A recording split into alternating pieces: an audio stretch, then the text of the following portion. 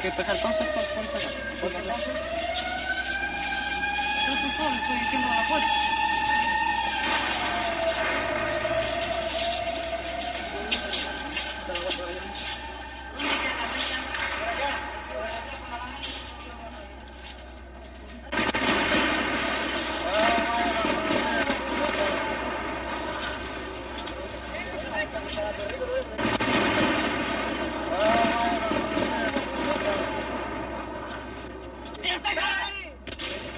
Santiago de Chile, 29 de junio de 1973. Al no poder destituir constitucionalmente al presidente Allende, la estrategia del gobierno norteamericano y la oposición chilena pasa a ser la estrategia del golpe de Estado.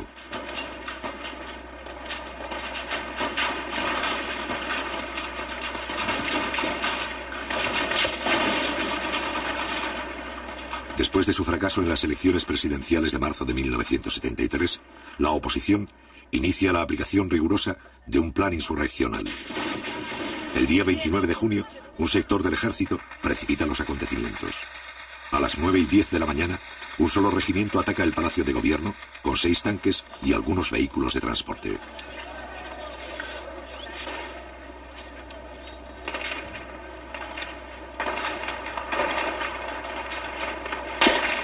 Un poco más tarde, un corresponsal argentino filma su propia muerte. También registra, 2 meses antes del golpe final, la verdadera cara de un sector del ejército chileno.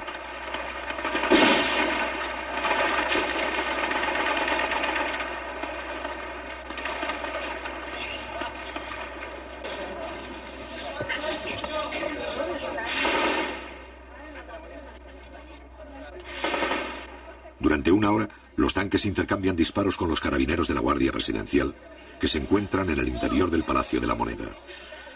En estos primeros instantes mueren 22 personas. El Parlamento, el Poder Judicial y los partidos opositores guardan silencio.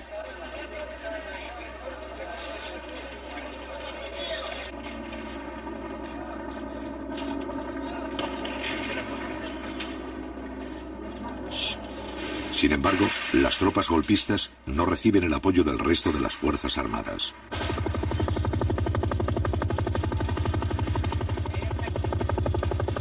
Tal vez considerando que todavía no hay condiciones para el éxito del alzamiento, el resto de la oficialidad no se suma a esta acción. Mientras tanto, las tropas leales inician el primer contraataque para romper el cerco. ¡Cuidado, cuidado, que sale aquí!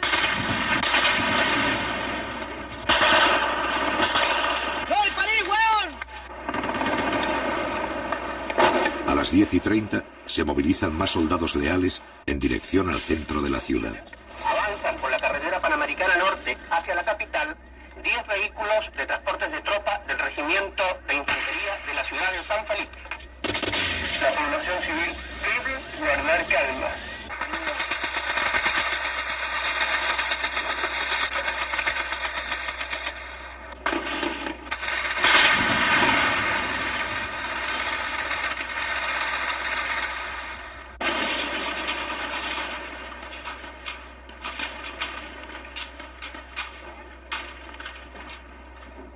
Al cabo de un breve enfrentamiento, los tanques sublevados inician la retirada.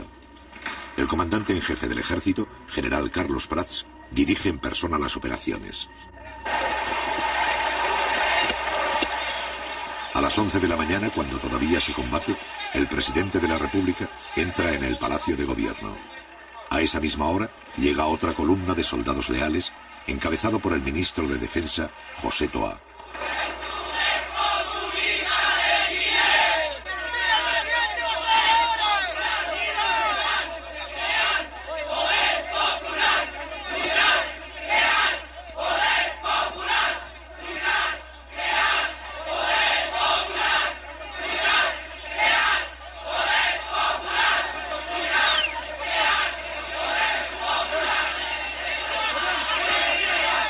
Si bien la situación empieza a controlarse, todavía hay algunas fuerzas que no se han rendido.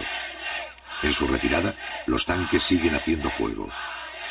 José Toá, ministro de Defensa, intenta infundir calma ante el peligro de un nuevo enfrentamiento.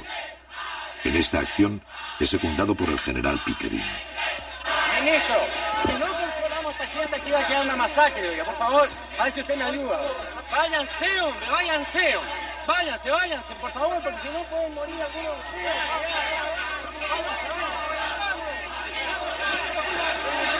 Los generales Pickering, Sepúlveda y Prats encabezan el grupo de oficiales más resueltos en sofocar la asonada. En cambio, otros altos mandos se limitan a permanecer expectantes. Tal es el caso de Augusto Pinochet, más tarde jefe del gobierno militar, que esta vez se suma a las fuerzas leales. A las 11:30 horas, el general Carlos Prats asegura al ministro de Defensa la rendición de los alzados y señala la ubicación de sus propias tropas. Pero en el lado sur de la moneda están las escuelas suboficiales, en el lado norte está el regimiento Will. Pero el general Prats va a considerar indispensable la declaración del estado de sitio para controlar la situación. Hay que declarar el estado de sitio inmediatamente. Porque esta situación de otra manera no se puede controlar.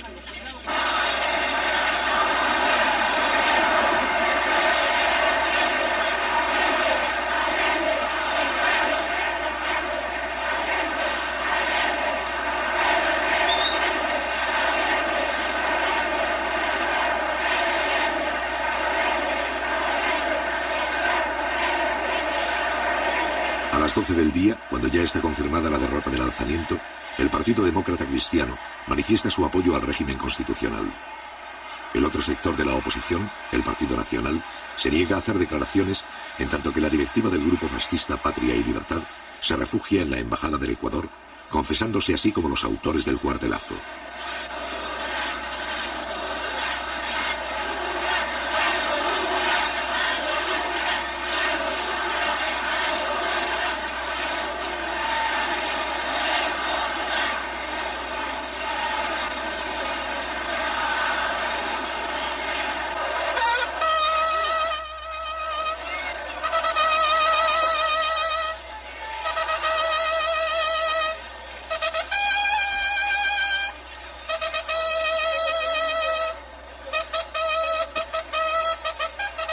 A las 6 de la tarde, la bandera presidencial es arriada por la guardia que ha defendido el palacio.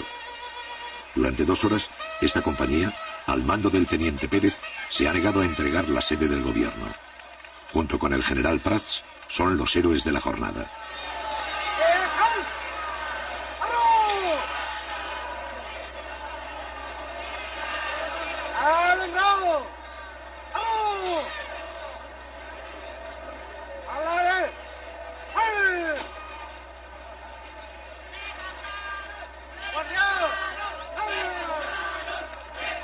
La facilidad con que se ha aplastado el conato de golpe abre muchas interrogantes. La sublevación indica que una parte de la oficialidad simpatiza con ella y que solo el temor a tener que enfrentarse a otras unidades del ejército impide que se sumen a la rebelión. En consecuencia, Allende se apoya en los oficiales constitucionalistas y descarta las acciones que puedan debilitar el carácter legal de su gobierno. Haremos un cambio revolucionario en pluralismo, democracia y libertad, lo cual no significa tolerancia contra los antidemócratas, tolerancia con los subversivos, ni tolerancia jamás con los fascistas, camaradas.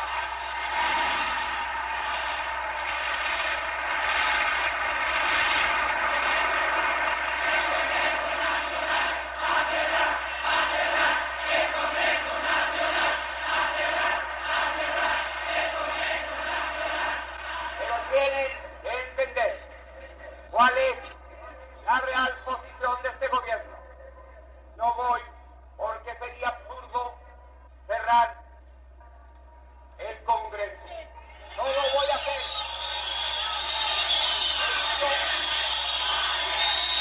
Esto respeto. Pero si es necesario, enviaré un proyecto de ley para llamar a un plebiscito para que el pueblo se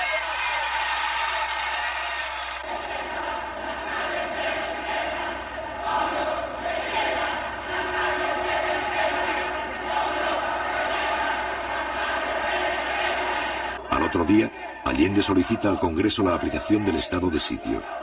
Mientras tanto, Desde la mañana del 29 de junio, los trabajadores de izquierda asumen el control de fábricas, empresas, minas y centros agrícolas a lo largo de todo Chile.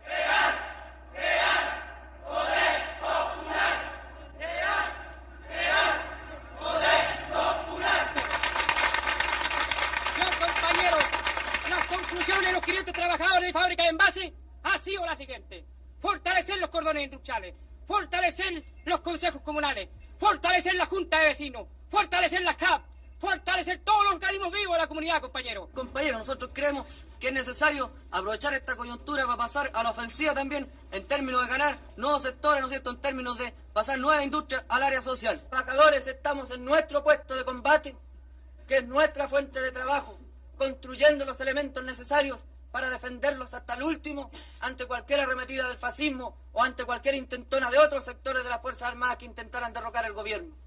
Nosotros creemos que debemos asegurar bien nuestro puesto de combate, que está en las industrias primero. Al mismo tiempo se fortalecen todas las formas de poder popular, en especial los cordones industriales. Cada cordón industrial es una agrupación de fábricas y empresas que coordinan las tareas de los trabajadores de una misma zona. En las principales ciudades del país se han constituido 31 cordones industriales, de los cuales 8 pertenecen a Santiago. Compañero, ¿a qué representa usted aquí? Cordón Macul, compañero. ¿Usted, compañero, qué Cordón representa? Macul. ¿Usted, compañero, qué Cordón Cerrillo, Maipú. ¿Usted, compañero, qué representa? Cordón Cerrillo. ¿Usted, compañero, Cordón Vicuña Maquena. ¿Usted, compañero, qué Cordón Vicuña Maquena. compañero, qué representa? Cordón O'Higgins. ¿Qué representa? El sindical del Partido Radical. Con el apoyo de los cordones, el gobierno pone bajo el control permanente del Estado algunas fábricas de carácter estratégico, utilizando para ello los mecanismos legales. Compañeros, como todos sabemos, grupos fascistas intentaron derribar el gobierno y al parecer todavía existen ramificaciones de ello. Por lo tanto, sigue el peligro latente contra un proceso que ha iniciado y tomado en sus manos la clase trabajadora. Hoy se resolvió lo que sigue, teniendo presente que la industria de envases de papel aluminio Alusa ha suspendido la entrega de sus productos, lo que constituye un entorpecimiento de la distribución. Y vistos el Decreto Supremo número 338 y la Ley número 16.464, resuelvo. Primero, requísese el uso y goce del establecimiento industrial, maquinarias y demás elementos necesarios para la producción y o distribución de la fábrica de envases Alusa. El 2 de julio, la ley sobre el estado de sitio propuesta por Allende es sometida a la aprobación del Parlamento. Esta ley consiste en otorgar al jefe del Estado facultades extraordinarias. Mediante ellas, el presidente podría nombrar, trasladar y destituir a los jefes militares que crea conveniente. Ofrezco la palabra. Ofrezco la palabra. Cerrado el debate. Durante los 3 gobiernos anteriores, la implantación del estado de sitio ha sido autorizada 2 veces. Los señores diputados que rechacen la proposición les ruego levantar la mano.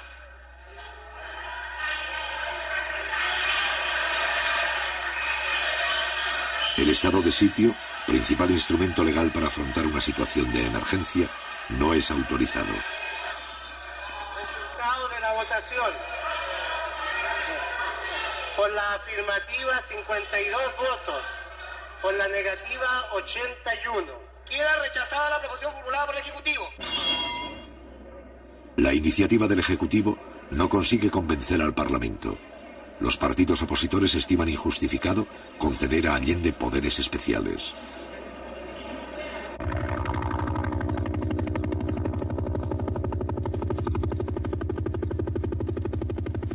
El 2 de julio, el mismo día en que el Congreso rechaza el estado de sitio, la oficialidad de la Armada ordena a sus tropas efectuar un allanamiento en Valparaíso. Un año antes, el Parlamento ha promulgado una ley de control de armas que faculta a los militares para efectuar registros en busca de armamento sin orden judicial ni autorización del gobierno. A pesar de la creciente acción terrorista de los grupos de extrema derecha, esta ley hasta ahora nunca había sido puesta en práctica por los militares.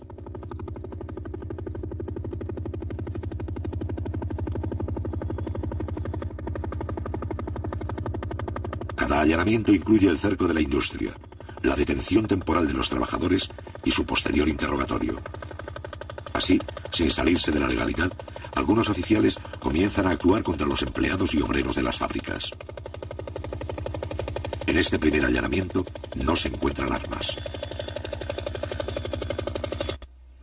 Chile está bajo la agresión del imperialismo norteamericano y un sector de la oligarquía que en octubre del 70 se unió a la ITT y a la CIA para derrocar a este gobierno, pretende repetir una intentona de esa naturaleza. Entonces la lucha en este momento tiene un carácter patriótico y nacional. Chile tiene pleno derecho a regirse de acuerdo con la voluntad de su pueblo. Al mismo tiempo, está en marcha un proceso de transformaciones sociales revolucionarias que tiene como finalidad abrir camino a una sociedad socialista. Frente a la amenaza de golpe de Estado, el Partido Comunista y un sector de la izquierda coinciden con las ideas del presidente Allende. Se trata de evitar un enfrentamiento armado en condiciones que se estiman desfavorables.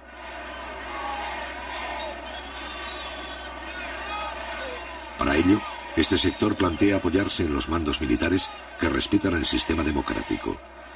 En el plano político, tanto Allende como este sector desean llegar a un acuerdo mínimo con la democracia cristiana. Ellos han desarrollado toda una campaña en estos días. Continúan con su campaña orientada a señalar que se trata, en el caso del gobierno popular, de un gobierno ilegítimo. Yo quiero preguntarle al señor Víctor García Carcena cuál es la opinión del Partido Nacional acerca de los hechos del 29 de junio, del tancazo que culminara con la muerte de más de 20 personas inocentes. Yo quiero preguntarle cuál es su opinión, porque el diario La Tribuna, al día siguiente de este hecho, señalaba que se trataba de un show, porque la Radio Agricultura, durante los momentos en que se desarrollaba el intento faccioso, lanzaba, ¿no es cierto?, al aire consignas tales como: por fin ha llegado el día que tantos chilenos esperaban, por fin las Fuerzas Armadas se han decidido a enfrentar este gobierno totalitario, marxista y los otros epítetos que el partido del señor Víctor García Carcena coloca. Este es un delito político. Este es un atentado en contra de nuestro pueblo. El más grave atentado precisamente contra la democracia y el régimen constitucional que ellos dicen defender de la boca para afuera.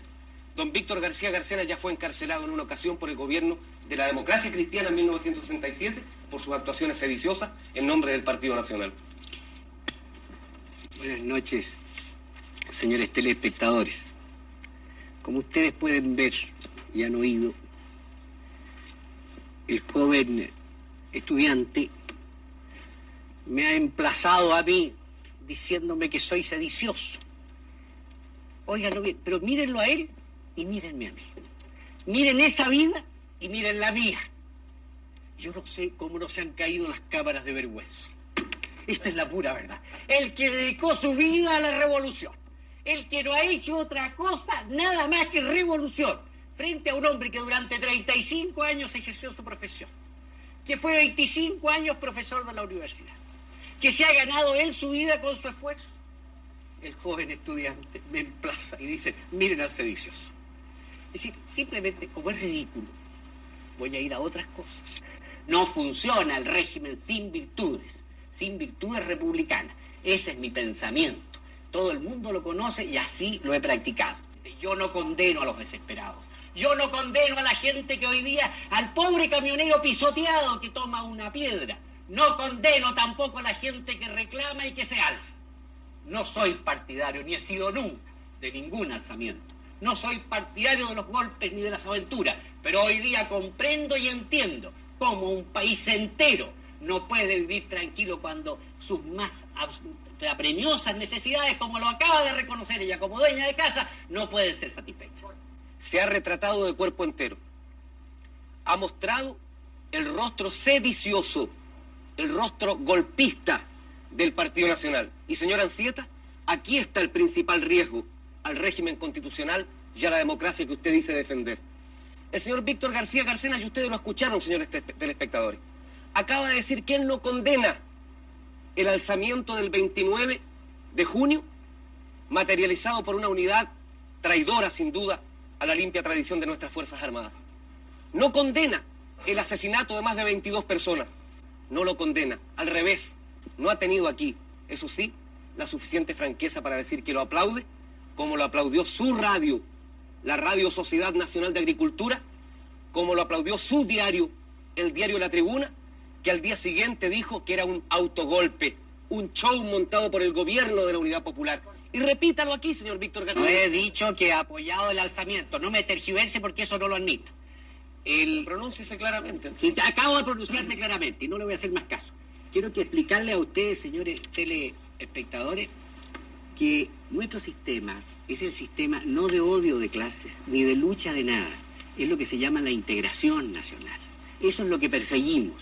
Perseguimos es que todos nos sentamos miembros de una misma patria. Como en Uruguay. Nos sentamos fraternales. ¿Para qué me interviene con otros países que no tienen como nada Brasil? que ver? Usted parece que fuera boliviano. No se desespere, don Víctor García. Por favor, no se ponga histérico, por favor, permítame continuar. Estos son los problemas. ¿De dónde provienen los atentados en contra de la democracia y de la libertad? Para obstaculizar e impedir el diálogo y para irnos, en definitiva, al camino de la guerra civil, que es el camino que necesita don Víctor García Garcena, la pacífica paloma de la paz que hemos visto aquí frente a las cámaras, que aspira a instaurar en Chile una dictadura fascista igual a la de José María Bordaberry en Uruguay, y si no pronuncia, señor García, a la de Brasil y a la de Bolivia, y lo repito y lo emplazo. Hemos visto aquí frente a las cámaras, que aspira a instaurar en Chile una dictadura fascista igual a la de José María Bordaberry en Uruguay, y si no pronuncia, señor García, a la de Brasil y a la de Bolivia, y lo repito y lo emplazo.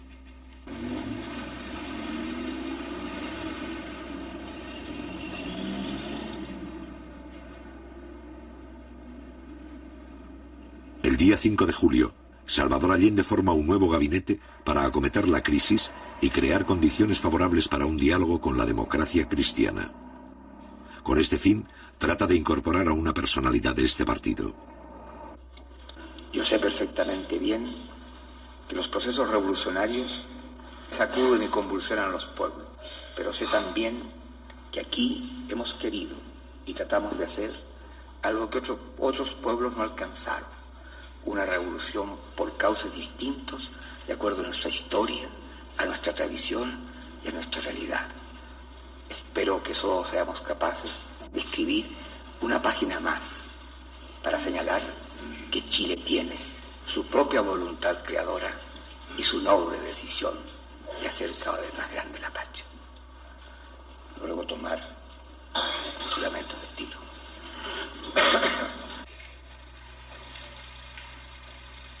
Finalmente quiero agradecer que llamé al rector de la Universidad Católica, Fernando Castillo, y le pedí que formara parte del gabinete. Lamentablemente tenías compromisos que yo respetaba. Respeté entonces las razones y a pesar de muy buena disposición, no pude contar con la colaboración de Fernando Castillo. Sé sí que contará el país con su colaboración en cualquier circunstancia. He querido informarles plenamente de esto y además reiterar que tengo confianza en que superaremos las horas difíciles con el esfuerzo de todos. Muchas gracias.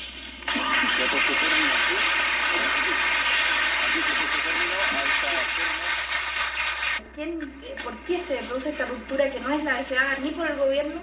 A mi juicio porque la Unidad Popular, cuando plantea programas, proyectos para Chile, que pudieran tener realmente y significar la acumulación de intereses hacia ese objetivo, la Unidad Popular primero plantea a ver quiénes estarán supuestamente en oposición a esto. Los busca con cabo de vela por todas partes, hasta buscar todos los enemigos posibles y después plantearlos como una minoría.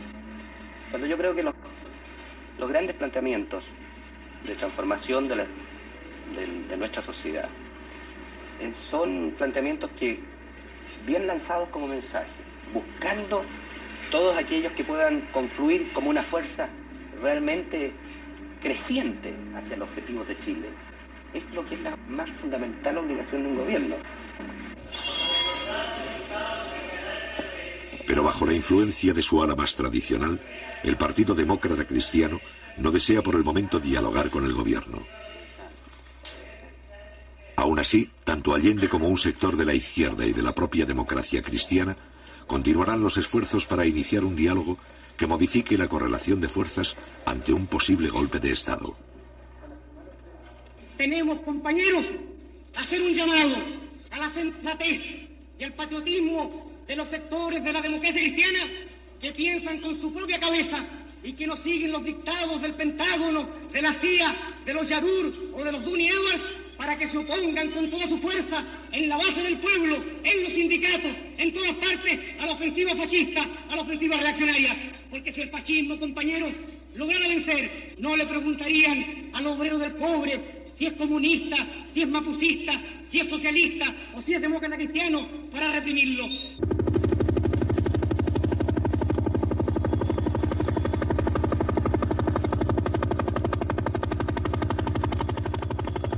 El día 8 de julio, la Infantería de Marina efectúa un allanamiento en Valparaíso. Ese mismo día, la Fuerza Aérea ocupa un cementerio de Santiago con 3 helicópteros. 200 soldados registran las tumbas y los nichos en busca de armamento. En ambos casos, no se encuentran armas.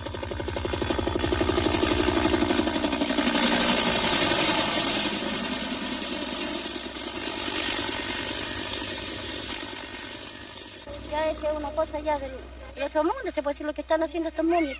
Diariamente, pues mira, venir a sacar los muertos. ¿Cómo se le ocurre? ¿A dónde se ha hecho que los muertos? Porque ellos no tienen balas, no tienen nada. ¿Cómo los van a matar? ¿No le parece? Sacarlos los pobrecitos de ahí. De ahí un hueso se le tira quizás a dónde para que lo hubieran muerto a ellos. Así que mañana pasado, en la misma noche, los mandan a aviones listos. Los matan a todos y como somos indefensos, aquí nos quedamos. Pues. ¿Y habría que armar al pueblo entonces? Por supuesto, claro. Y eso es lo que tiene que hacer el gobierno. Y ya lo más pronto. Al gobierno, porque si no lo hacemos nosotros, imposible que... Nosotros somos la fuerza de él. Porque por él, o sea, él está de presidente por nosotros, porque nosotros lo sacamos. No ellos, porque los ricos jamás van a tirar para nosotros. Y todo lo que tenemos nosotros ahora lo tenemos por el gobierno de ahora. Porque nosotros nunca habíamos tenido nada. Así que, ¿cómo no va a estar agradecido uno del gobierno? Eso es lo que hay que hacerle entender a alguna gente que todavía está errada. Tienen su mente media extraviada y no me eso. Tienen su mente media extraviada y no comprenden las obras que se hacen. Uno que está cada día saliendo a trámite cosas, ve lo de arriba, ve el esfuerzo que hacen por los pobladores. Así que... ¿Qué es lo que tenemos que hacer nosotros para defender este gobierno? Unirnos. En primer lugar... Si vienen con armas ellos, ¿cómo le respondemos? Tendríamos que también tener cómo defendernos. Yo creo que ese es el pensamiento de todos aquí. Al menos aquí nadie tiene un arma en este campamento, nadie. Y usted sabe que con mano, con palo no se puede hacer nada.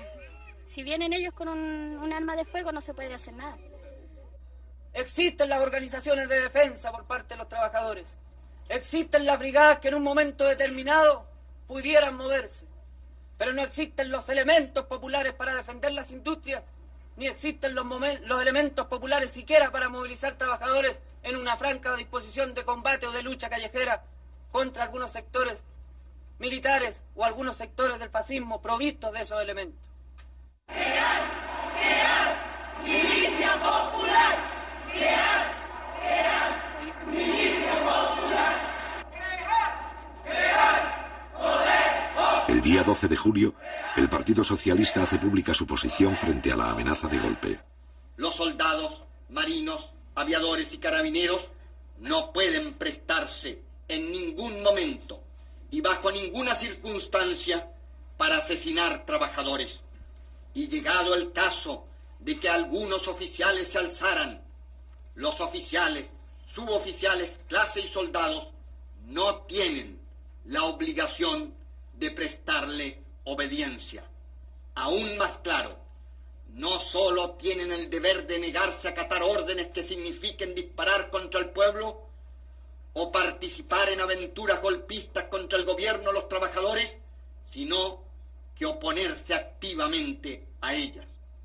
La burguesía debe estar clara que no puede actuar impunemente. A cada acción subversiva, a cada atentado contra Chile y su gobierno, los trabajadores responderán invariablemente utilizando todos los métodos y con todos los recursos que sea necesario. Nuestro partido piensa de que la toma de empresas, fábricas, fundos, es una respuesta legítima de la clase obrera y de los trabajadores a la actitud sediciosa y golpista de la derecha. Hemos dicho de que la reacción debe pensar cada uno de sus pasos. Sobre la posición del partido frente a estos allanamientos que hacen los militares de nuestra industria a la búsqueda de armas, que considero que es una forma ofensiva hacia la clase, porque considero que los trabajadores, si en algún momento se hubiesen armado, es para defender a su gobierno, el gobierno de los trabajadores. Entonces, usted como abogado y jurista, ¿cierto?, podría explicarnos cuándo es legal, ¿no es cierto?, y cuándo es ilegal. Porque aquí aparece una cosa. Nosotros apareceríamos en la ilegalidad tratando de defender al gobierno de los trabajadores, como trabajadores mismos, si tomásemos la precaución de adquirir algún armamento. Yo creo que el pueblo, para defender a su gobierno, debe recurrir a todos los medios de que disponga. El problema de las armas pasa a vincularse con el problema de la ocupación de empresas. Para un sector de la Unidad Popular, encabezado por los comunistas, la expropiación indiscriminada de fábricas constituye un error, pues debilita la imagen legal del gobierno. En cambio, para el otro sector, conducido por el Partido Socialista, la ocupación de industrias representa una forma útil de movilización que ayuda a preparar y organizar la lucha que se avecina.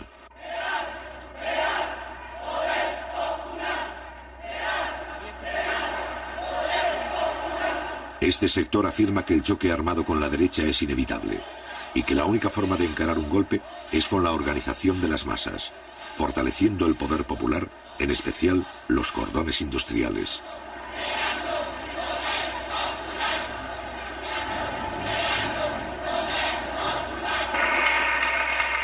Hoy, compañeros, es tarea también para ponerle una muralla a los reaccionarios y salir adelante. La formación de los cordones industriales en todo el país. Se trata, compañeros, que los dirigentes sindicales nuestros tomen esa tarea como una tarea prioritaria de ellos, que se conecten compañeros de otras empresas, que en sus sindicatos planteen a los otros dirigentes la necesidad de vincularse con los compañeros de la otra cuadra, con los compañeros de más allá.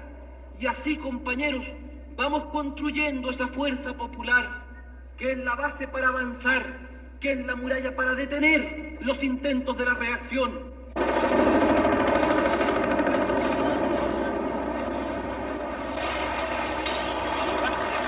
El 19 de julio, el regimiento Arauco ocupa la central de trabajadores en la ciudad de Osorno. Al otro día, personal de la Marina realiza otro allanamiento en Concepción. En ambos casos no se encuentran armas. El 12 de julio, el movimiento de izquierda revolucionaria, MIR, desde fuera de la Unidad Popular, plantea sus posiciones.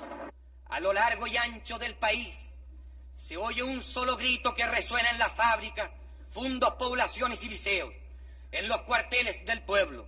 El llamado a crear, fortalecer y multiplicar el poder popular, el poder de los comandos comunales, el poder de los obreros y los campesinos. Los revolucionarios y los trabajadores deben de inmediato extender las tomas de fábricas y fundos, multiplicar las tareas de defensa, impulsar el poder popular como gobierno local autónomo de los poderes del Estado. Los suboficiales y carabineros deberán desobedecer las órdenes de los oficiales golpistas. Y en ese caso, todas las formas de lucha se harán legítimas. Entonces, sí que será cierto que los trabajadores, con los soldados, los marineros, los carabineros, los suboficiales y los oficiales antigolpistas, tendrán el derecho a construir su propio ejército, el ejército del pueblo.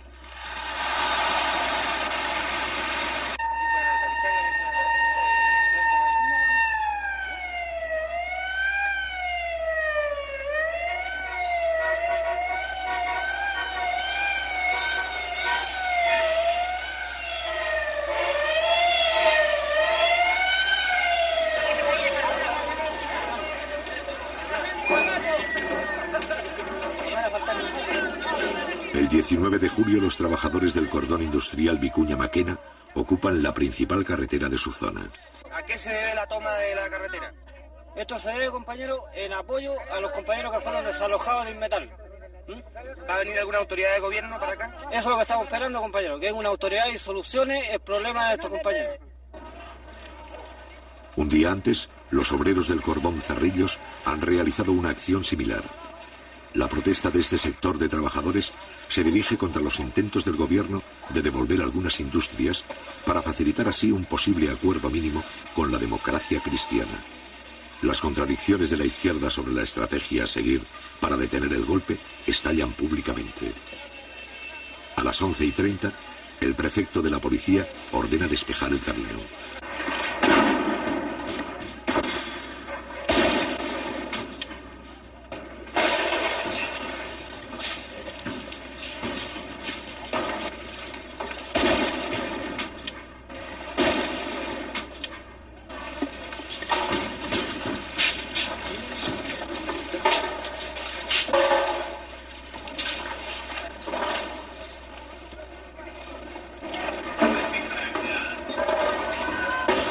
Los carabineros solo pueden avanzar hasta la primera barricada.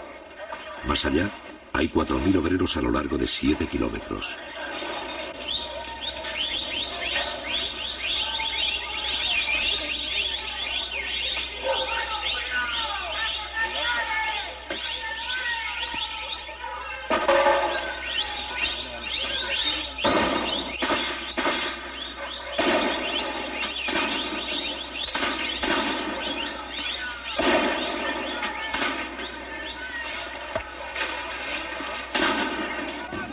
Por el hecho de que están transando. El gobierno está transando. ¿Quieren devolver el preso? Los carabineros los van desalojando. A las 11:45 llega el intendente de Santiago, funcionario de la Unidad Popular y máxima autoridad de la provincia. Su misión consiste en disolver el enfrentamiento. Después de escuchar a los obreros, el intendente Julio Estuardo anula las órdenes de las fuerzas antidisturbios.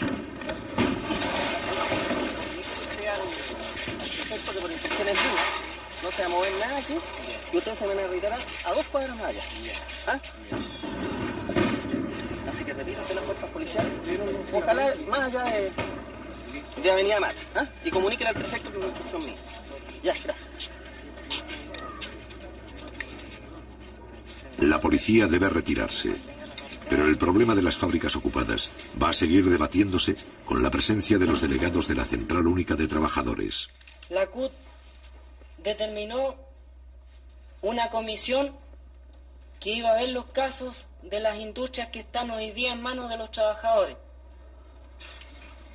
Y esa comisión está hoy día estudiando esos problemas a través con los organismos que corresponden, Corfo y Ministerio de Economía.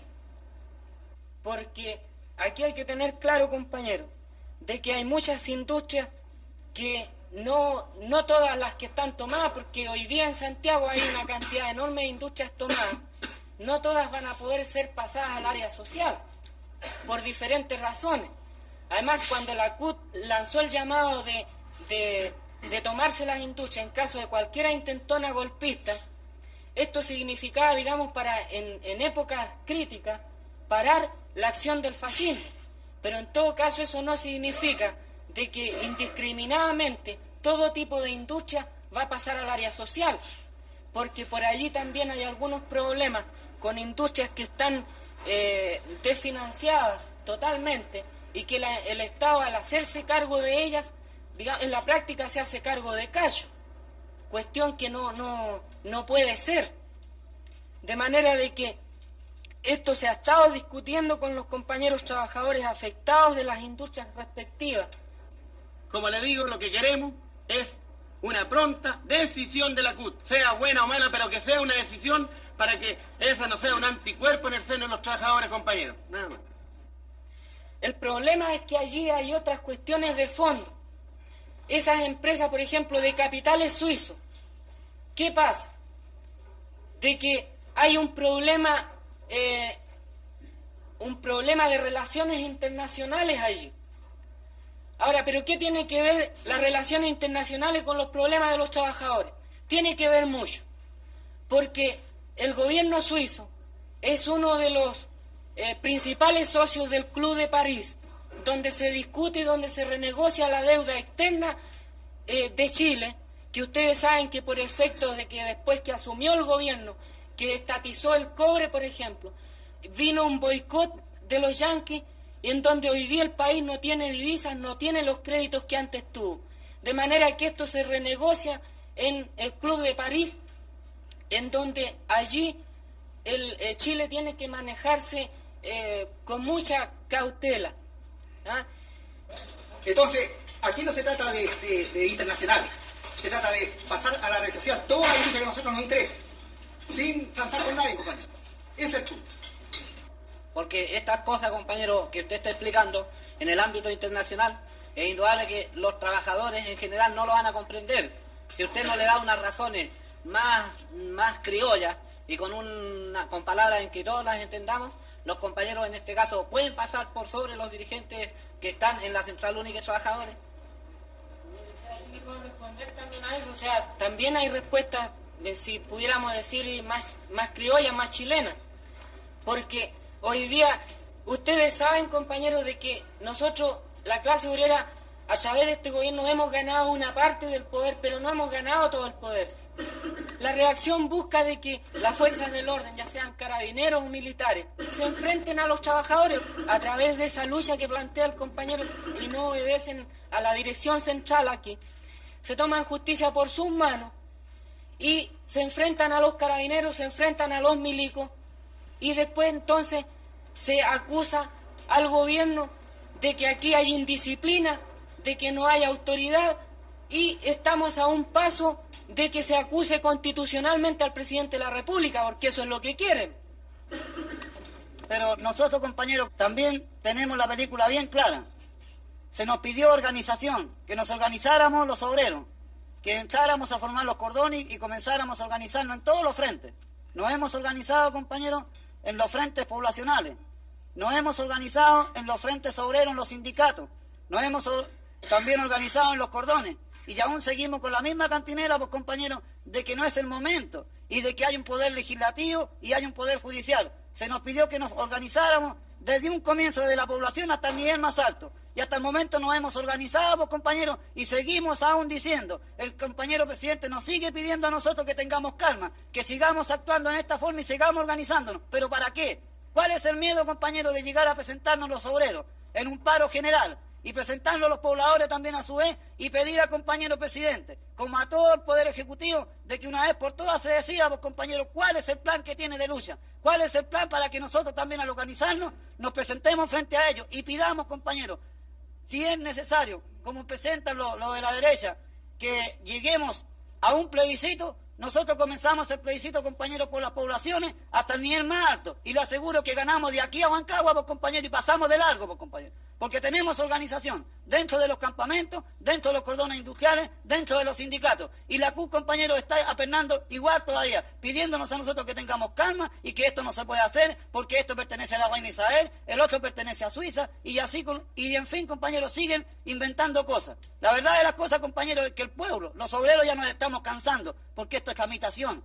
Y estamos luchando contra la burocracia y dentro de nosotros mismos, dentro de nuestras propias defensas, de nuestros propios sindicatos, dentro de nuestro propio poder, compañero, como es el CUB, sigue aún la burocracia, pues, compañero. ¿Hasta cuándo? Yo quiero que insultarle a usted, compañero. ¿No tiene usted confianza en el poder popular, compañero? ¿No tiene confianza la CUB en los obreros que hemos ido al frente en el día viernes cuando nos presentamos frente al compañero Allende a gritar y apoyarnos en todo sentido? ¿No tiene confianza el presidente en las organizaciones que nos ha hecho formar? ¿No tiene confianza, compañeros, los diputados apernados que están arriba y que no quieren hacer nada, compañeros? ¿No tienen confianza los senadores, compañeros, que en vez de alegar una causa que nosotros, los obreros, los hemos puesto para que aleguen, para que luchen por nosotros, cuando se levantan los señores de la derecha, lo único que hacen es levantarse el asiento y mandarse a cambiar, pues, compañeros? Ya está bueno de todas estas cosas. Por algo nos hemos organizado y por algo nos estamos reuniendo en esta noche aquí, pues, compañeros, para pedir que si las cosas están en la área social, bueno, tratemos de hacerlas llegar, pues. Las que no sirven, pues, compañeros, dejémoselas a eso, a los derechistas, pues, compañeros. Dejémoselas a los momios. Si no, el gobierno no se puede hacer cargo de esos cachos, que se hagan cargo ellos de esos cachos y nosotros sigamos, pues, compañeros, luchando. Vaya usted, pues, compañero, a ir a La Vega, cómo están todas las cosas en el mercado negro y los compañeros nos siguen pidiendo que tengamos calma. ¿Hasta cuándo, pues, compañero? Si esto ya se está pasando de castaño oscuro.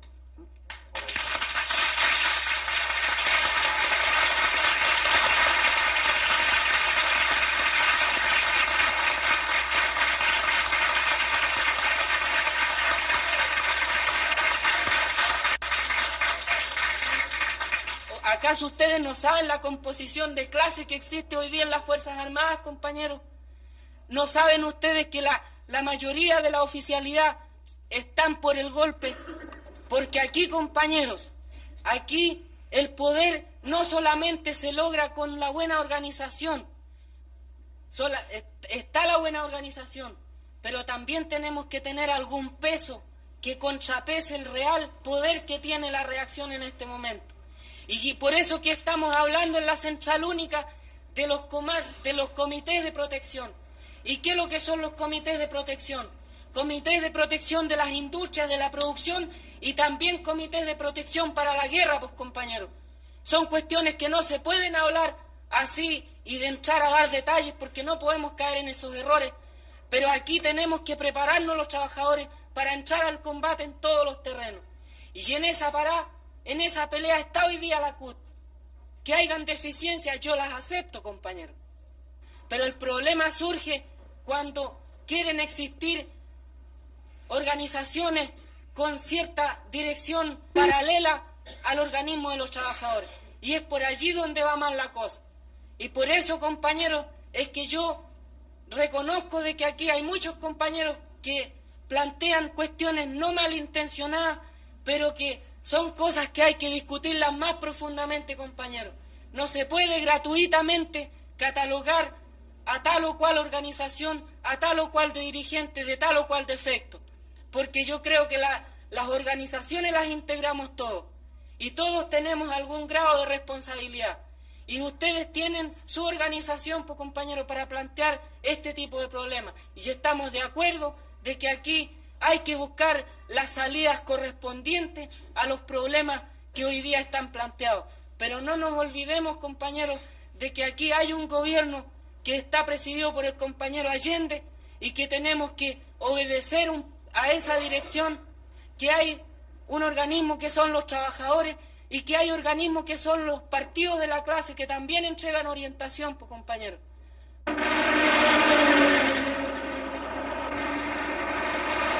El día 19 de julio, la Escuela de Infantería allana una fábrica en el pueblo de San Bernardo. Sin excepción, todos los sectores de la izquierda reconocen la necesidad de preparar la defensa armada del gobierno. Pero la falta de dirección única impide la formulación de un plan conjunto.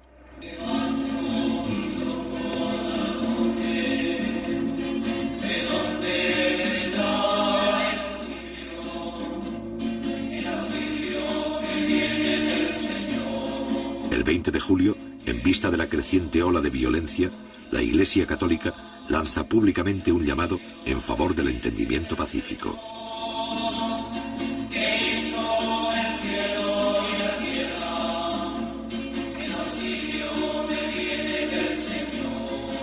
Esta campaña, encabezada por el cardenal Silva Enríquez, culmina con la celebración en todo el país de misas por la paz.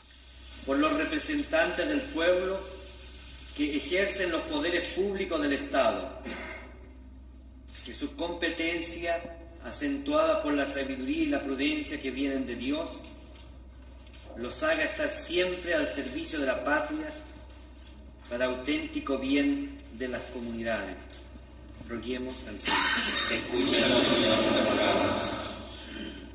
Por los ciudadanos de nuestra patria, para que en la diversidad de opiniones y preferencias, Dios ilumine nuestras conciencias, apacigüe las pasiones, domine los rencores partidistas, de modo que prevalezca el bien común de los chilenos.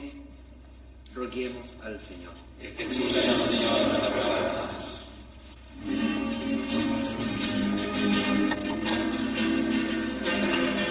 El llamado a la pacificación que hace la Iglesia coloca a algunos jefes de la democracia cristiana en una posición difícil. Durante 20 días se han negado a aceptar el diálogo con Allende. Si ahora no deponen su actitud, entrarán en contradicción con la posición pública de la Iglesia.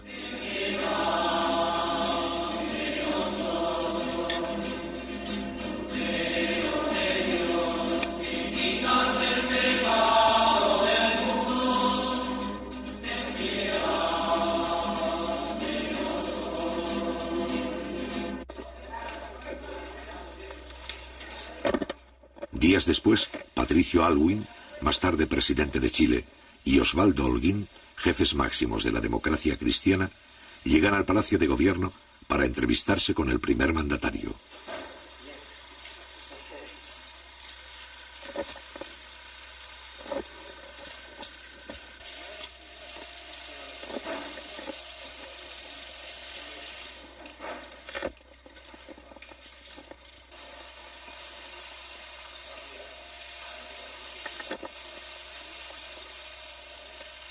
Consciente de las discrepancias, pero convencido de su estrategia, Allende se muestra dispuesto a lograr un entendimiento mínimo que evite la ruptura constitucional.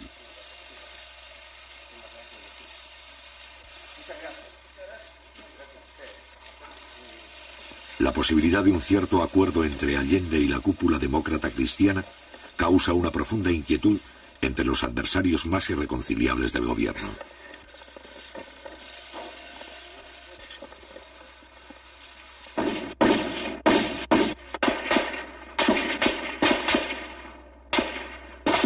El 27 de julio, a la 1:30 de la madrugada, la extrema derecha asesina al comandante Arturo Araya Peters, edecán naval del presidente Allende.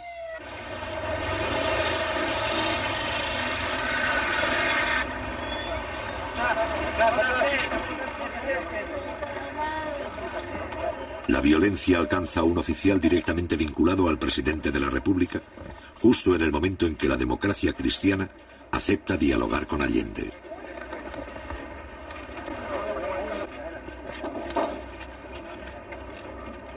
Hombre de confianza del presidente, Araya se había convertido en el principal enlace entre el gobierno y los oficiales constitucionalistas de la Marina.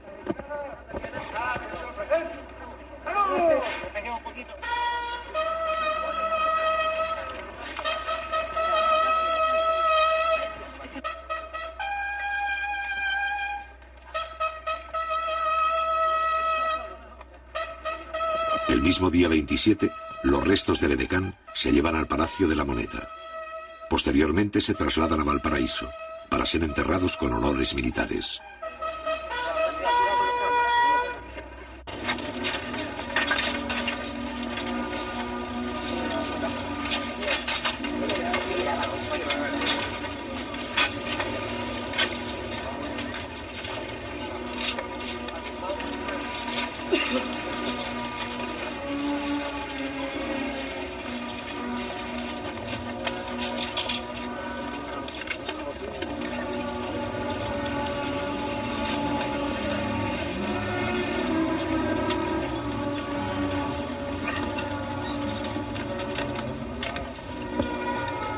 Durante 40 años, las Fuerzas Armadas chilenas no han necesitado intervenir para asegurar la continuidad del sistema.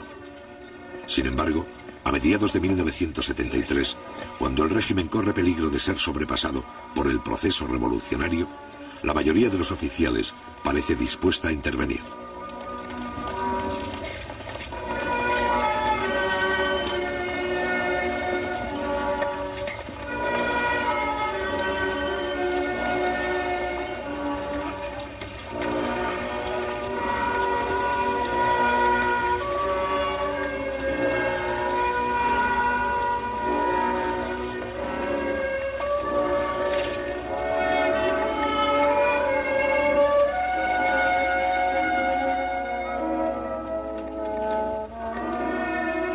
Meses más tarde, en su exilio de Buenos Aires y antes de ser asesinado, el general Carlos Prats declara que una de las razones para eliminar al comandante Araya era impedir que Allende se informara de lo que estaba ocurriendo en los círculos militares de Valparaíso.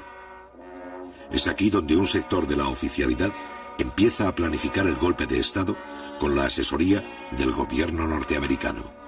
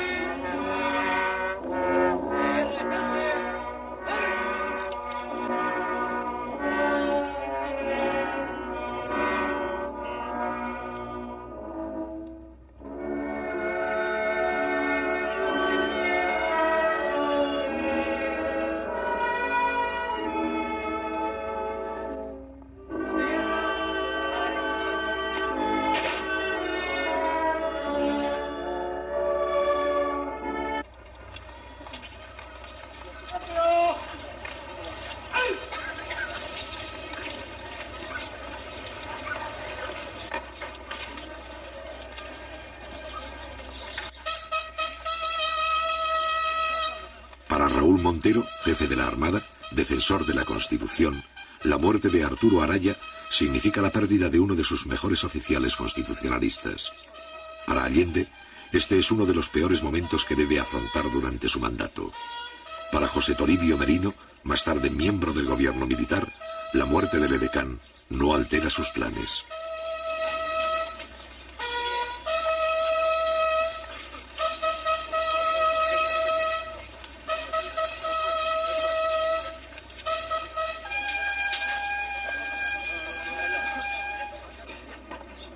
Han despedido los restos del comandante Arturo Araya Peters, el señor comandante en jefe de la Armada Nacional, almirante Raúl Montero Cornejo, y también el que fue su compañero de curso, capitán de navío Guillermo Aldonay Hanson.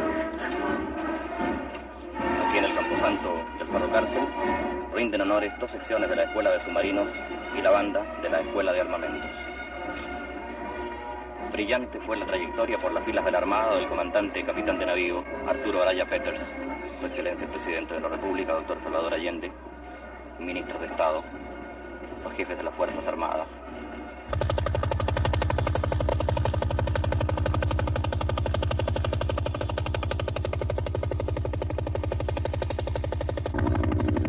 Los allanamientos en busca de armas se intensifican. El día 3 de agosto, los militares rodean una de las principales fábricas del cordón Cerrillos de Santiago.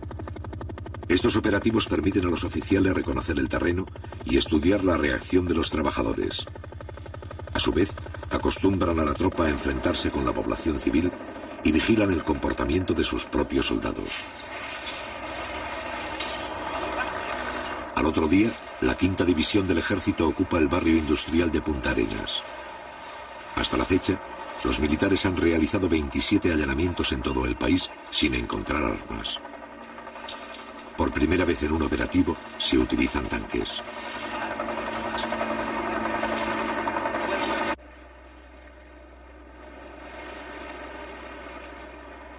Durante esta semana, los empresarios del transporte declaran un paro por tiempo indefinido.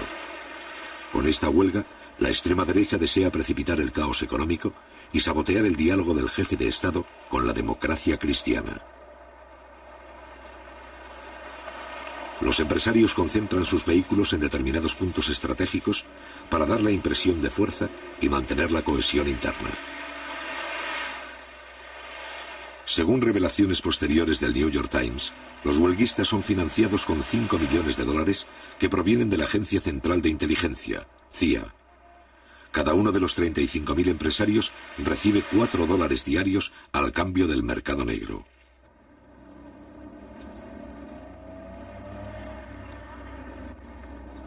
Mientras tanto, en los jardines del Congreso, tal como sucedió con la huelga del cobre, las mujeres de los camioneros recolectan dinero y víveres entre la población. El día 31 de julio, el gobierno decreta la reanudación legal de faenas y envía tractores para remolcar los vehículos paralizados hasta Santiago. Sin embargo, los empresarios se oponen por la fuerza y acusan al gobierno de atentar contra la propiedad privada.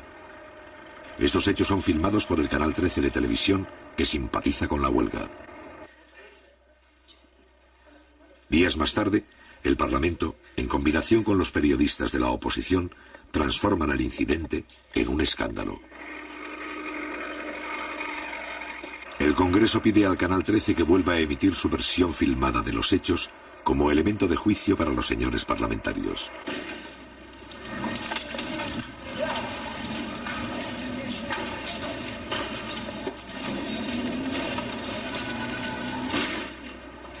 Avalando el reportaje, los parlamentarios consiguen retransmitir estas imágenes al público varias veces, presentándolas como un documento de carácter oficial.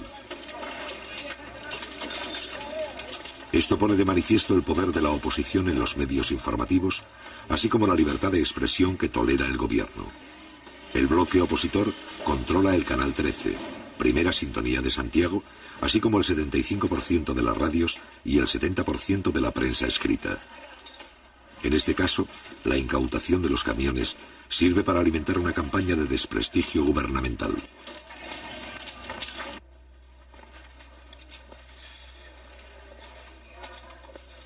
Mientras esto ocurre en el Parlamento, los contactos entre Allende y la democracia cristiana llegan a un punto muerto. La directiva de este partido plantea al jefe del Estado 3 condiciones. Debe someterse a la autoridad del Congreso y renunciar así a las facultades presidenciales que otros mandatarios de Chile tuvieron. Debe retroceder en su política de nacionalizaciones.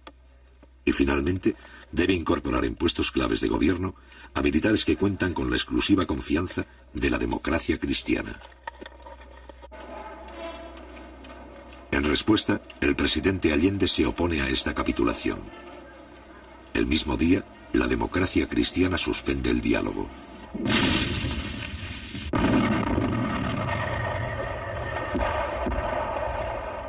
Interrumpido el diálogo, toda la oposición se suma a la escalada antigubernamental. Durante julio y agosto, los grupos terroristas, entrenados por los servicios de inteligencia norteamericanos, realizan 250 atentados con dinamita y bombas incendiarias. Ante el creciente vacío de autoridad, Allende logra el apoyo de los comandantes en jefe de las Fuerzas Armadas y consigue que los militares acepten compartir responsabilidades frente a la situación. Un país no puede vivir sometido a la amenaza de desalmado. Las calles de Santiago fueron sembradas ayer por publicaciones como esta. Ahí habría que preguntarse quién las paga, dónde se imprimen, cuáles son las empresas que se prestan para que se atente contra la vida nacional, contra el gobierno, contra el país. 8 medidas para derrocar al gobierno. Con esa impudicia se está actuando.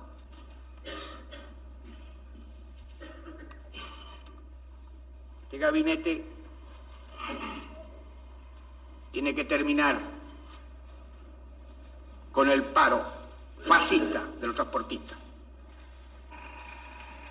con la decisión del que manejará implacablemente la ley, y sabiendo además que cuenta con la solidaridad de la inmensa mayoría de los chilenos, que quieren evitar por todos los medios la guerra civil de nuestra patria. El 9 de agosto quedan incorporados al gobierno los altos mandos militares. El general Prats, jefe natural de los oficiales leales, ocupa el Ministerio de Defensa. El mando del ejército recae interinamente en el general Pinochet, también considerado constitucionalista. Este nuevo gabinete es recibido con discrepancias por la mayoría de los políticos. La derecha lo rechaza. La democracia cristiana muestra división de opiniones. La izquierda duda. Solo 2 días más tarde, los partidos comunista y socialista apoyan la decisión de Allende. Muchas gracias. Ha terminado el acto.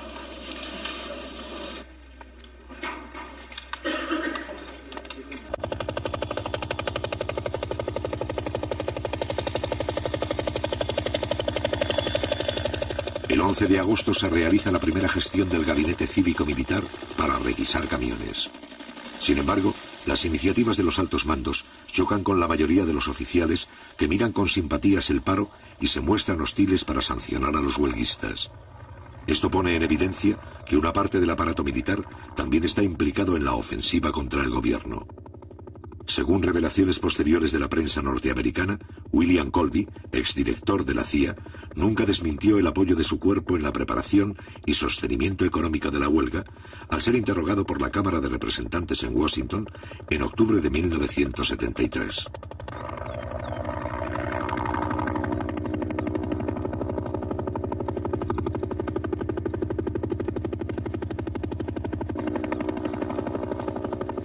El 12 de agosto, el Partido Demócrata Cristiano declara oficialmente su apoyo a la huelga.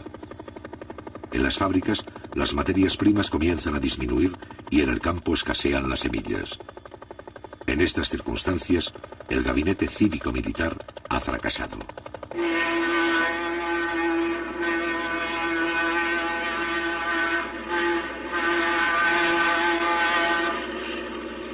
Pero la respuesta popular frente a la huelga continúa. El gobierno y sus partidarios movilizan brigadas para llevar los productos a los centros de distribución.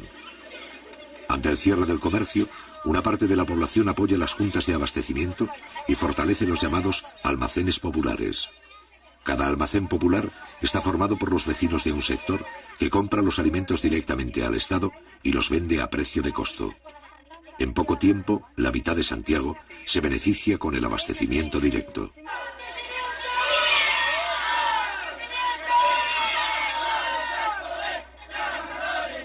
En algunos barrios, los cordones industriales envían piquetes de obreros para vigilar la distribución y abrir los comercios cerrados.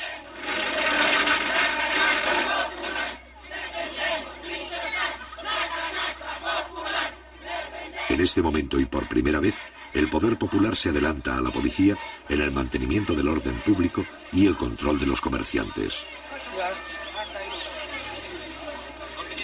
Tenga la bondad de retirarse los niños. Porque este no es un paro de obreros, este es un paro de empresarios de camiones.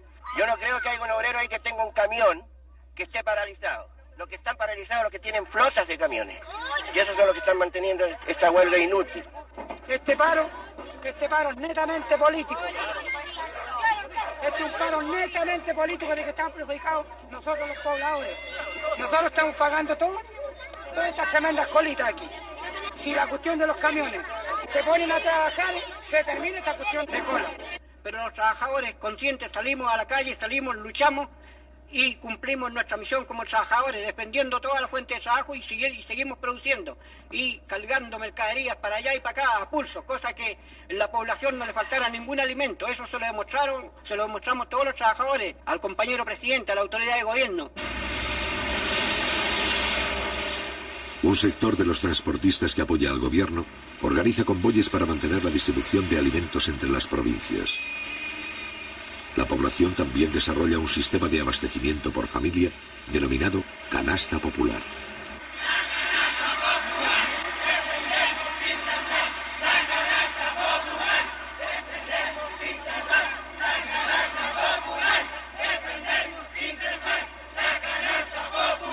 ¿Qué opina usted de la actitud del gobierno frente a la crisis que estamos viviendo? La actitud del gobierno, compañero, tiene que muñequear, porque si usted fuera gobierno tendría que hacer lo mismo, compañero.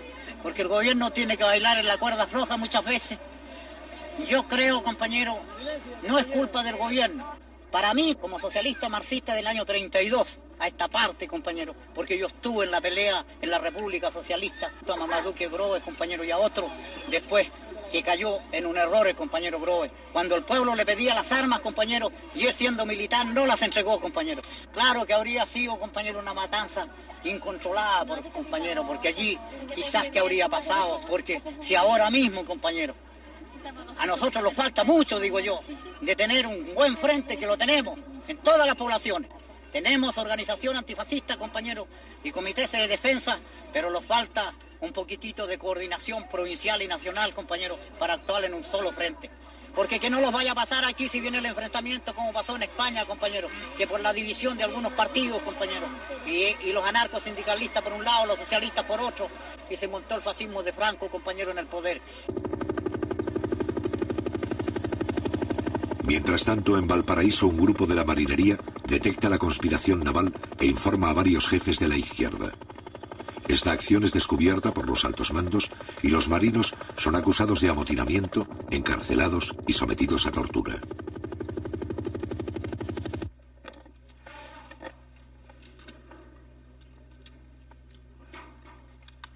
Mediante un acuerdo en la Cámara de Diputados, la oposición rompe definitivamente el 22 de agosto con el régimen constitucional. Este acuerdo, sin fuerza legal, señala que el gobierno estaría quebrantando la Constitución y representa un abierto llamado a la intervención militar. Aprobada por mayoría simple, esta declaración justifica la rebelión castrense y concede legitimidad al golpe de Estado.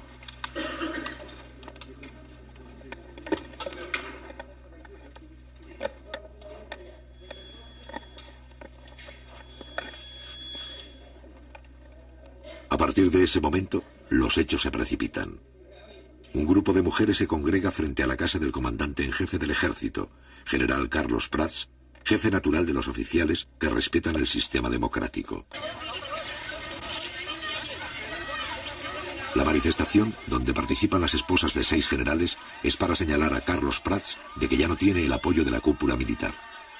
Al otro día, la Junta de Generales le niega su respaldo y Carlos Prats resuelve presentar la renuncia.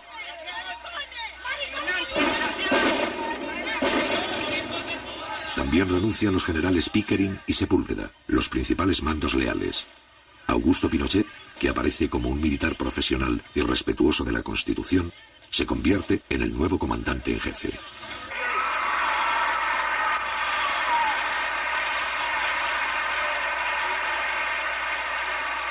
Mientras la conspiración avanza, la oposición civil inicia la última ofensiva. El 14 de agosto, en la Universidad Católica, las mujeres del movimiento Poder Femenino se reúnen para apoyar la huelga del transporte. Es por eso que esta lucha de los transportistas, que ya se libró en octubre, esta vez tiene que ser una batalla hasta las últimas consecuencias. Así lo hemos entendido todos los que estamos apoyando a los transportistas en su justa lucha.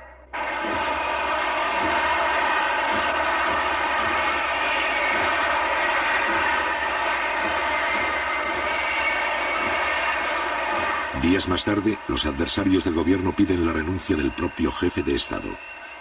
Casi 3 años de guerra económica han permitido a la Casa Blanca y la oposición interna ganar un importante sector de la clase media. Es aquí donde los oficiales rebeldes encuentran la base de apoyo social para la continuación de sus planes.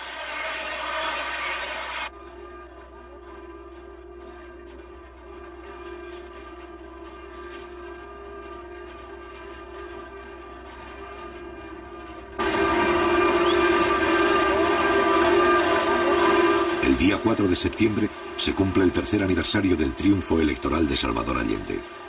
A pesar de la crisis, los simpatizantes del gobierno realizan una de las concentraciones más grandes de la historia política del país.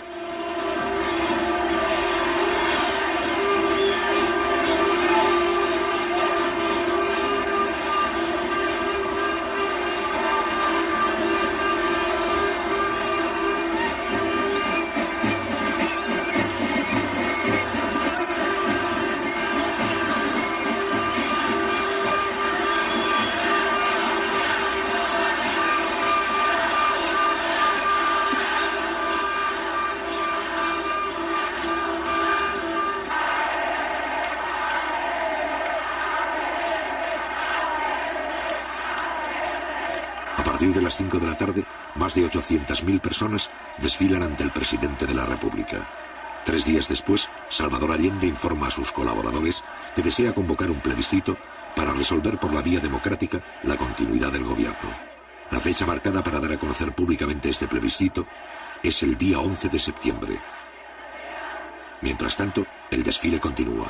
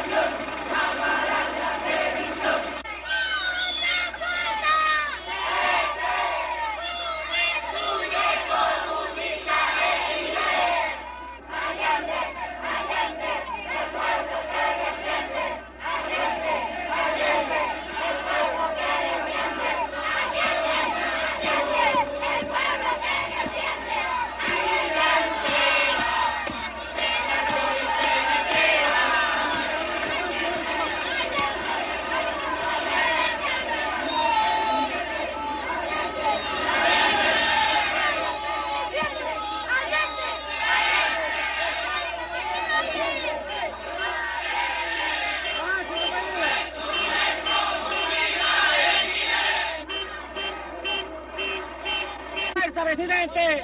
¡Mucha fuerza! ¡Viva María Arcillo!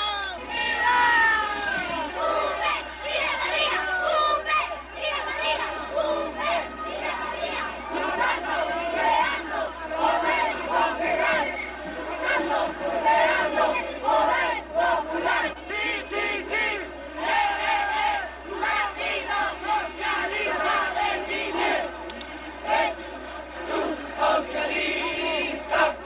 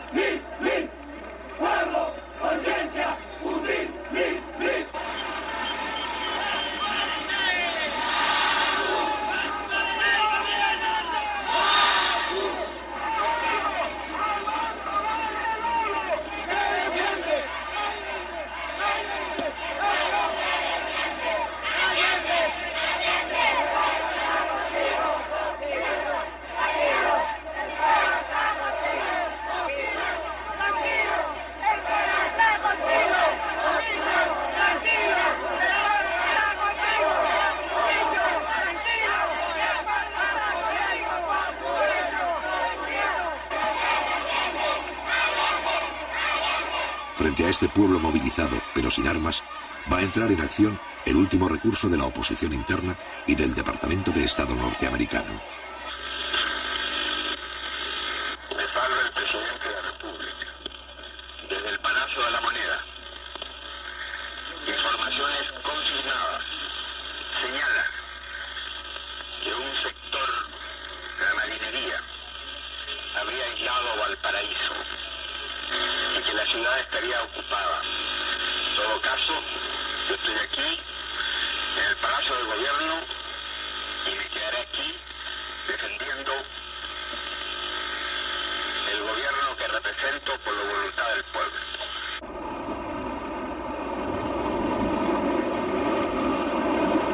El 11 de septiembre, la Armada desencadena el golpe de Estado en el puerto de Valparaíso. Al mismo tiempo, 4 destructores norteamericanos se acercan a las costas chilenas para participar en la Operación Unitas y mantienen contacto permanente con los golpistas. A las 7:30, el presidente Allende ha llegado al Palacio de la Moneda para impartir las primeras instrucciones. La situación es crítica al no existir un plan conjunto para la defensa armada del gobierno. Durante la madrugada, la mayoría de los oficiales constitucionalistas han sido neutralizados. A las 8 de la mañana, algunos aparatos de la Fuerza Aérea empiezan a sobrevolar la capital. A las 8:20, los jefes de la sublevación exigen la renuncia del jefe de Estado y le ofrecen un avión para que abandone el país. A las 9:15, el presidente constitucional se prepara para combatir y habla nuevamente por radio. La Fuerza Aérea ha bombardeado las torres de Radio Portales y Radio Corporación. Ante estos hechos, solo me cabe decirle a los trabajadores, yo no voy a renunciar. Colocado en un tránsito histórico, pagaré con mi vida la lealtad del pueblo. La historia es nuestra y la hacen los pueblos. ¡Viva Chile! ¡Viva el pueblo! ¡Vivan los trabajadores!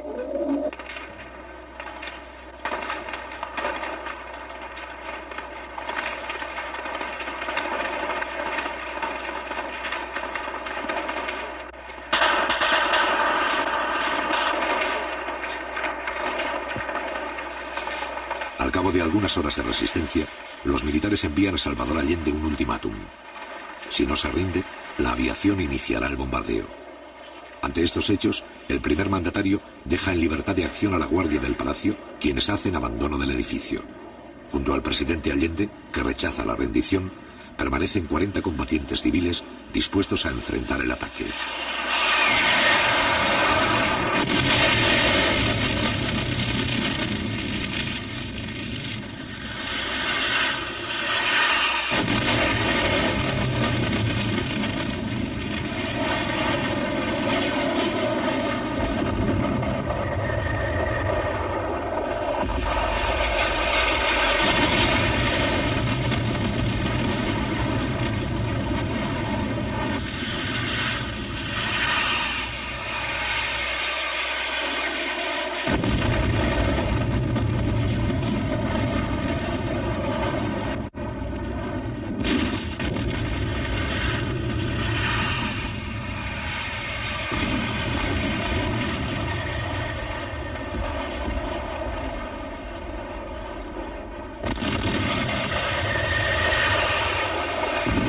A pesar del bombardeo, los defensores del palacio resisten 3 horas.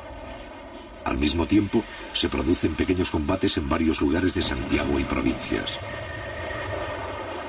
A las 2:15 de la tarde, el presidente Allende muere en La Moneda.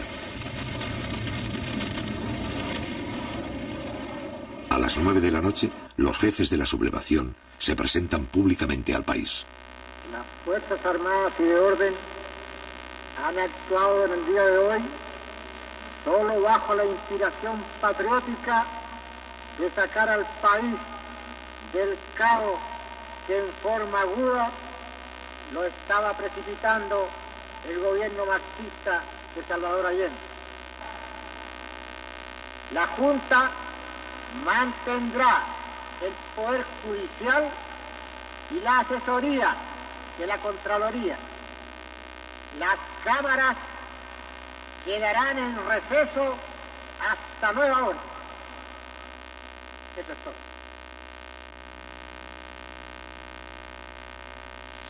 Tal vez sea triste que se haya quebrado una tradición democrática que en este continente era larga. Pero cuando el Estado pierde sus calidades, vienen aquellos que por mandato mantener su vigencia, asumir ese cargo. Hoy lo hacemos. Estamos seguros que Chile entero tiene que comprender el sacrificio que nos significa. No se trata de aplastar tendencias o corrientes ideológicas, ni de ejercer venganzas personales, sino, como dije, de restablecer el orden público y volver al país por la senda del cumplimiento de la Constitución y las leyes de la República. Después de 3 años de soportar el cáncer marxista que nos llevó a un descalabro económico, moral y social que no se podía seguir tolerando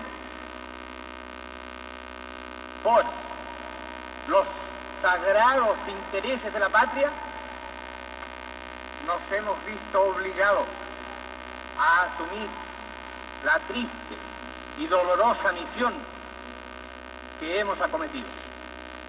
No tenemos miedo, sabemos la responsabilidad enorme que cargará sobre nuestros hombros, pero tenemos la certeza, la seguridad de que la enorme mayoría del pueblo chileno está con nosotros, está dispuesto a luchar contra el marxismo, está dispuesto a extirparlo hasta las últimas consecuencias.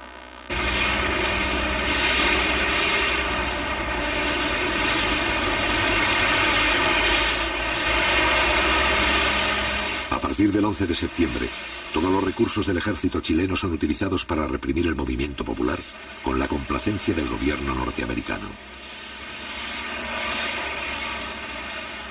La primera resistencia armada ofrecida por algunos cordones industriales, poblaciones, minas y centros agrícolas es aplastada rápidamente en lucha desigual.